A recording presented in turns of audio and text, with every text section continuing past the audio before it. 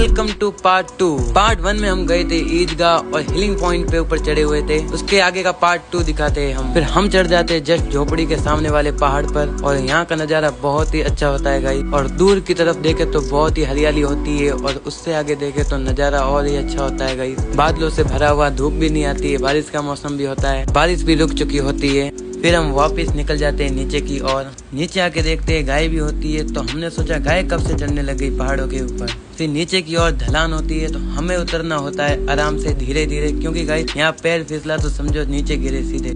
ढलान से छुटकारा पाया ही था और आ गई ऊपर से धूप। हमने तो सोचा था गाइस बढ़िया बारिश होगी, लेकिन बारिश तो नहीं हुई। बढ़िया टाइम ये रहा कि हम जल्दी नीचे पहुँच गए। फिर हम निकल जाते हैं घर की तरफ, क्योंकि टाइम हो जाता है ज्यादा, 1 बज जाती है और हमें लग जाती है भूख, तो इसलिए निकल जाते हैं हम घर की तरफ। हम पहुँच जाते हैं घर और घर पहुँचने के बाद खाना वाना खाने के बाद हम निकल जाते हैं वापिस पापा के लिए पान लेने के लिए। मैं रुक जाता हूँ यहाँ पान बनवाने के लिए और गुन्नू जाता है कोई काम आगे। पान लेने के बाद हम निकल जाते हैं वापस घर की तरफ। घर आने के बाद हम चले जाते हैं हिमालय में। हिमालय में मिल जाते हैं अर्जुन भाई और कमलेश भाई और श्रवण जी और गुन्नू। गपशप मारने के बाद मैं निकल जाता हूँ घर की तरफ और टीवी देखते हैं थोड़ी देर।